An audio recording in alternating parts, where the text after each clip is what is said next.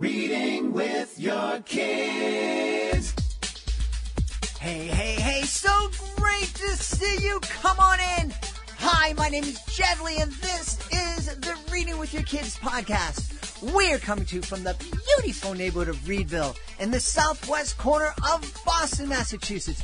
We are so delighted that you're part of our beautiful Reading with Your Kids family. Please be sure to subscribe to the show on the iHeartRadio app, on Spotify, Apple Podcasts, Amazon Music, Google Podcasts, wherever you find your podcast. Our guest today is coming to us from the United Kingdom. Her name is Isabel Davis, and she's here to celebrate Froggit Froggins.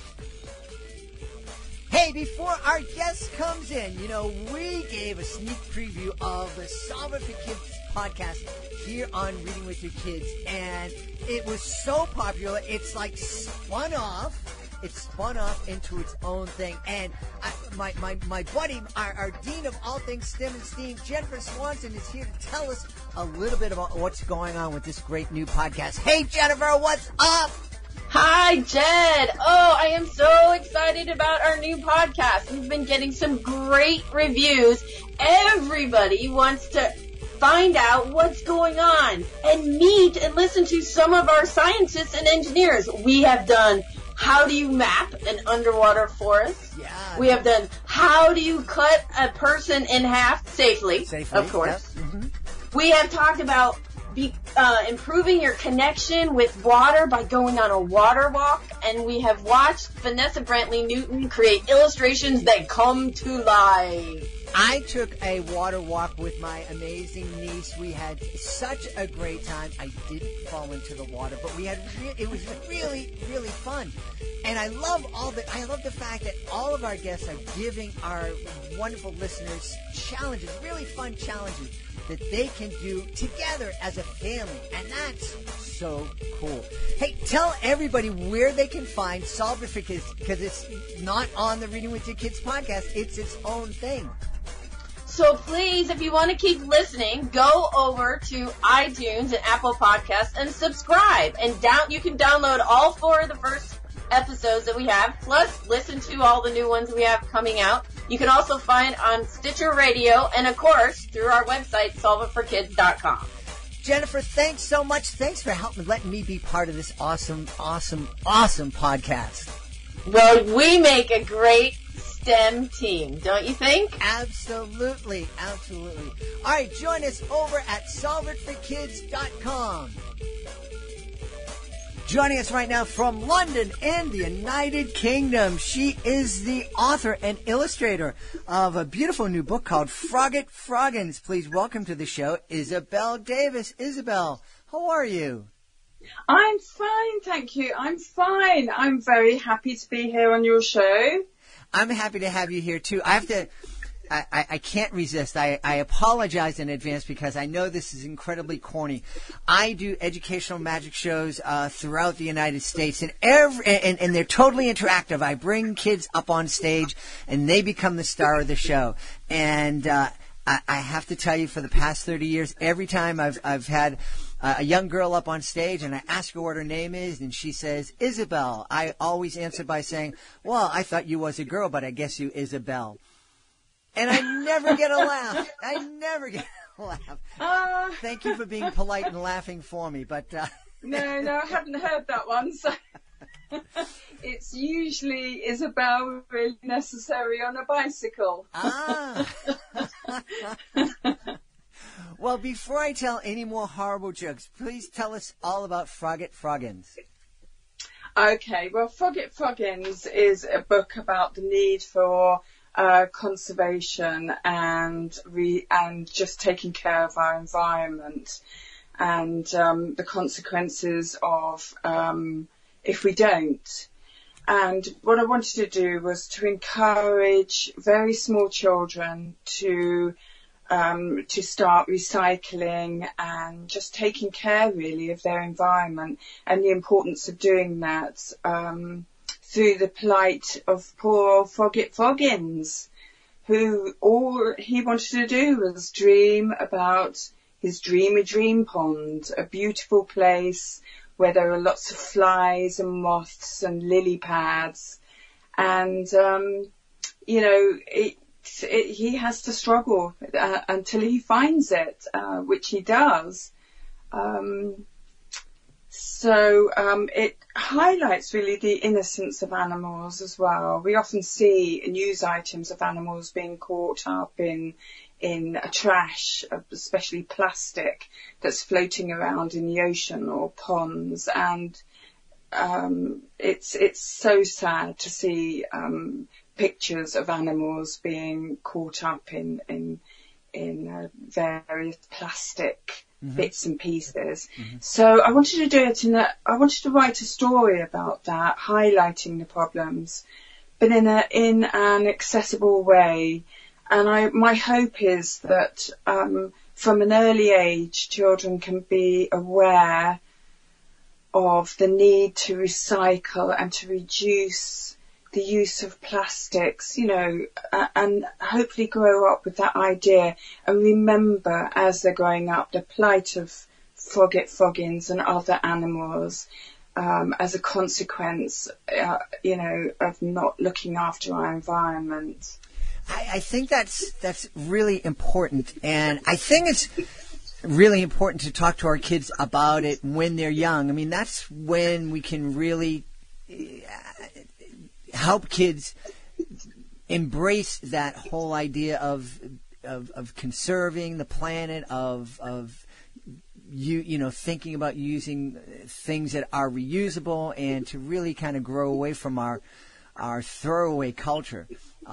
It drives me crazy that our cell phones and our tech and devices, they're all made to fail in 2 or 3 years. They're designed like that, and when we moved into this beautiful house that we're living in now, we had the original water heater that worked for over 65 years. And it was still working when we just, people were saying, it's going to go, so we made the change, and then we bought the brand new high-tech water heater, and that went in, and that lasted about 8 years. Wow. Yeah. I totally get what you're saying. I mean, it's the same here as well. And it's, it's dreadful. So hopefully, as you say, if you catch a child when they're young, and you can start to, get good routines and ideas on how to best care for our planet, I think that will help, definitely. What was there one thing in particular that inspired you to write Froggit Froggins? Yes. I think obviously the need to protect animals. I think that was the thing that inspired me the most. I used to get so upset when I saw animals, either pelicans swallowing lighters because they think they're fish, and it's so sad. And the thought that animals are being hurt, I think, inspired me to write this, so that I can hopefully help with being a teacher as well, with children growing up. I wanted them to remember to take care, to recycle, to get into those habits as early as possible. Because I remember when I was growing up, we didn't recycle.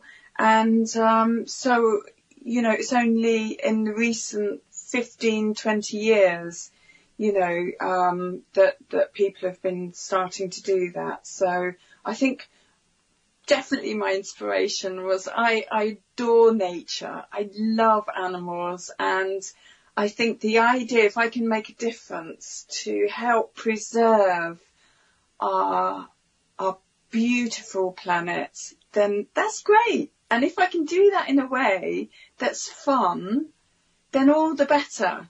All the better. And the story does have a happy ending, because I'm really optimistic that that this will change, and people now are waking up to and realising that the harm that's being done So that's good. Yeah, absolutely. Do you consider yourself a writer who also illustrates, or an illustrator who is an author? Both. I'm art trained, and I'm also a teacher as well. So I think I just enjoyed putting my ideas. You see, I have it in my mind what Froggit was going to look like, and I feel that it's really authentic because I was able to illustrate it as well. Mm-hmm. So to get my meaning across in the way I wanted, I feel so privileged to be able to do that, and it's just such a source of pleasure for me to do that, to illustrate as well as write. And that helps to make my meaning authentic as well. It's interesting. I'm on your website, and I'm looking not only at the art, the cover art for Froggit Froggins, but some of your other illustrations. You have a very unique and different style. The illustrations that I'm looking at, they definitely feel like they're from the same artist, but they're all different and unique in certain ways. Is there a way that you describe your style of illustration?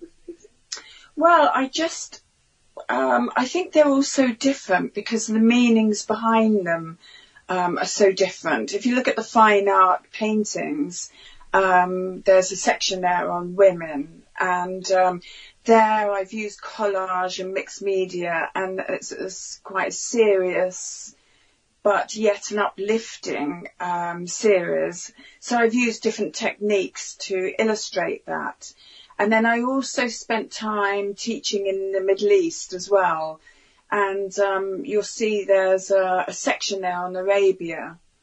So I changed colour, I changed compositions and approach to try best to get my message across of how vibrant and beautiful the culture is in the Middle East. And so there's different approaches for different things, and I think that's why with Froggit Froggins it was really nice for me to illustrate, because yet again I found a way of expressing myself by using felt pens, pencils, along with Photoshop as well.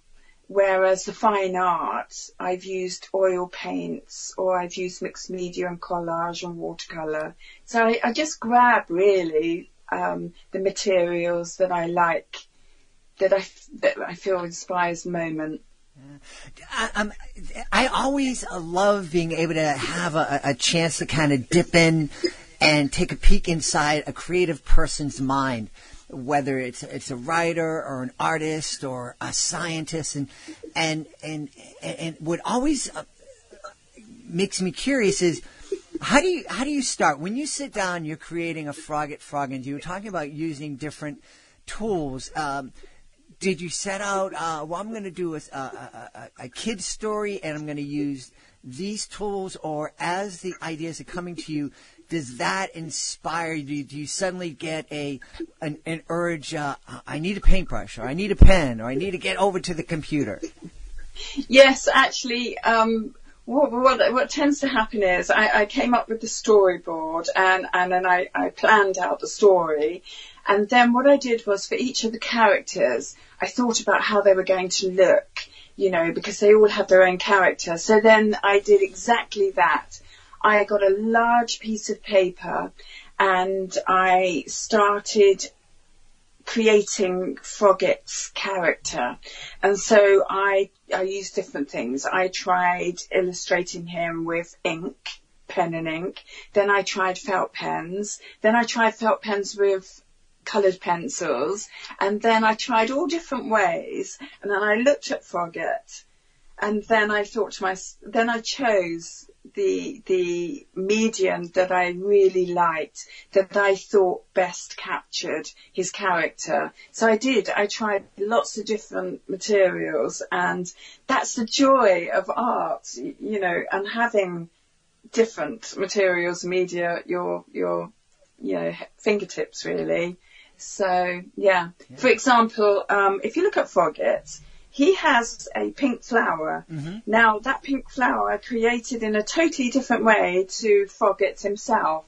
That pink flower is from a sketch I did when I was at Kew Gardens, because I live quite near the Royal Botanical Gardens. Oh. And I happened to walk past a flower, and I did a really, really quick sketch of it. And it took less than a minute, just a quick outline. Then when I got home, I made a print. Mm-hmm. I made a stamp, and then I made a black and white print, and then I scanned that, and then I added some pink colour to it. So that flower alone has a history. That's so. Yeah. That's so neat. It's amazing. You know, obviously the tools that you have at your disposal now it's grown, I'm sure, a lot since you were a little girl. You know, with technology, there's so many more things that you can do. Did you ever imagine when you were first, I don't know if you picked up pen and paper or paintbrush or like my son did, you know, a little makeup on the TV screen. Did you ever imagine that you would have all this amazing technology to add to your pens and your paintbrushes to create art the way we can now? No, not at all. No, I had no idea what the future held. And it's been a long journey, and it's been an amazing journey, because every so often something new comes out, some new materials to try, and it's a steady, enjoyable journey. It's absolutely amazing. And when I look at now the different things I can use, like for Froggit here, I used my traditional materials. 95% of it was produced by me by hand, but then the other 5% I used a little bit of Procreate, and then I used Photoshop as well. So when I was growing up, we did not have that. So it's always exciting, and you're always moving on and developing and trying new things. And I think it's wonderful. Yeah. Getting back to the story in the book itself, the pictures are really, really neat, and they do tell a story on their own. One of the things that we encourage families to do is to take a picture walk through a book, maybe before you read the story, to just kind of go through and look at the pictures and ask your kids and what they think the pictures are saying and what they think the story might be. I think that Froggit Froggins is a perfect book for that. Oh, right. Okay. Yes. Yeah, I did actually try. That was my intention. When I set out designing the spreads, I did about 15 to 20 drawings of each spread, and then I chose the one that I felt conveyed the story without the words, because children can then pick up the book, and even if they can't read yet, they can read the story by reading the pictures. And when children do start to learn to read, they can perhaps only read some of the high frequency words. Mm-hmm. And then they pick up the rest of the story from the illustrations. So it's my intention that it would reach all children, really, all abilities. So yes, I think that's really important that the illustrations do that, because children do like just looking at the illustrations. And I tried to give as much detail as I could, mm-hmm. To give the child a chance to just stay on that page, to have a look where the onion bag, for example, where it's going, is it being wrapped around Gus's tail, Or so I had quite a lot of fun actually creating the onion bag and winding it around and things like that. I think that is one of the things I love about your illustrations is that they're really rich. There's a lot going on there. And I think one of the beautiful things about reading, especially with our young kids, is just looking at an illustration. And as you were saying, there's some illustrations that there's so much going on that you can look at it for almost an hour and just pointing out the different things, and even you can look at it in different times and notice things the third or the fourth time you're looking at an illustration that you didn't notice the first few times. Yes, that's right, and that's really what I was trying to achieve, and along with the change of mood as well, and with and add things like a sore finger, for Froggit, and a sore eye as well, but without being too scary. Mm-hmm. Yeah. So most children do hurt their fingers, and that's, my finger hurts. And so I wanted to get that so that they can identify with Froggit when they see a sore finger. Mm-hmm. Yeah. It's not too bad, but it's sore nonetheless. Right, yeah. And I think that's really important. We talk a lot here on the show about how reading with our kids is a wonderful way to help them develop empathy. And I think also it would be a neat way to talk to our kids about identifying feelings. That's one thing that kids struggle with is, I don't like the way I'm feeling right now, but I don't now know what to say about it. And, looking at Froggins and, he has a sore finger. If they can help identify what Froggit is feeling, then maybe when they're feeling the same thing, it might be easier for them to identify and talk about what they're feeling. Yes, absolutely. And you'll notice that Betty was excluded. She asked Froggit, can she join in and play? And Froggit wouldn't share. He said, no. Mm-hmm. And poor Betty was really upset. But it's also a story of forgiveness as well, because later on she becomes the heroine.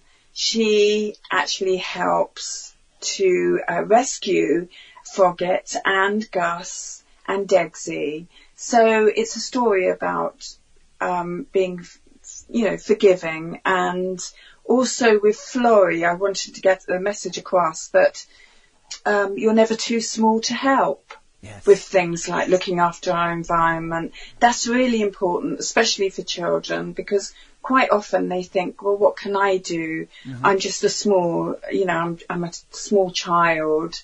But I wanted to get that message across, that nobody is too small to help. Yeah. And it's important to help. So the real heroes of the story are Florrie and Betty as well. So, but it's also a story of friendship. Mm-hmm. Gus tried to help. Degsy tried to help Froggit, and at the end they all cheer. They all cheer together, and it's about friendship. It's about cheering people on, cheering your friends on, and recognising the good things they do. Yeah, absolutely. So, this is, your illustrations are very rich. We talked about there's so much going on, but the story too, I think, there's so many different conversations that families can have when they're experiencing Froggit Froggins together. The conversations about recycling, about conservation, the conversations about forgiveness and friendship, and just a delightful opportunities for families to come together and experience this book over and over again. I think that this is something folks would really enjoy doing. Oh, well, I hope so. Yeah. Actually, I really did want to get that idea of sharing the thing is really important, and I wanted to, you know, try and get that across as well. Mm-hmm. You know? Yeah. Mm-hmm. Tell everybody where they can go online to learn more about Froggit Froggins, but also see some of the other illustrations that you have created. Okay. So the Froggit Froggins will be on Amazon by the 1st of December. So that's where Froggit Froggins will be. And you can also go on my website at www.pigeonscratchproductions.com. So you can go there, and then you can see some storyboards in my sketchbook page, and you can see some fine art along with illustrations and other projects. Yeah. So, yeah. Yeah, really, really cool.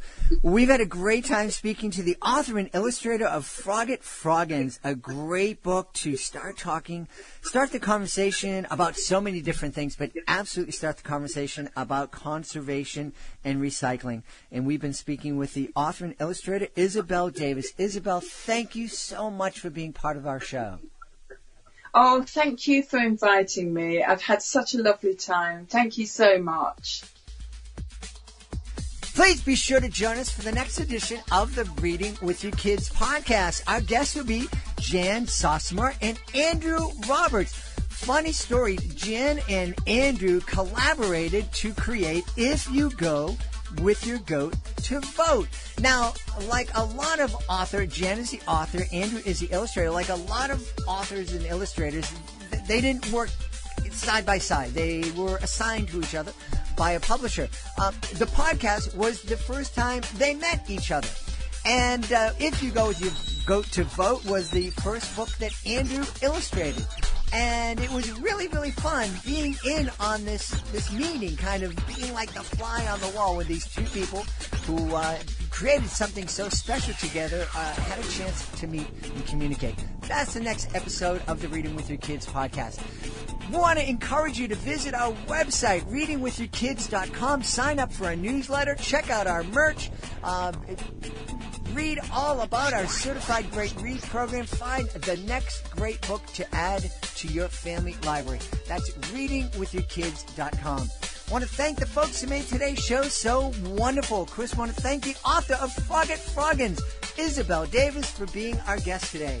I want to thank my team, Alejandra Doherty, Fatima Khan. I want to thank my beautiful wife for all the support she gives me. Most of all, we want to thank you. Thank you so much for being part of our beautiful Reading with Your Kids family. Thank you so much for being with us today, for connecting with us on social media. But most of all, thank you so much for taking the time to make the world a better place by reading with your kids. I'll be looking for you in the next edition of the Reading with Your Kids podcast.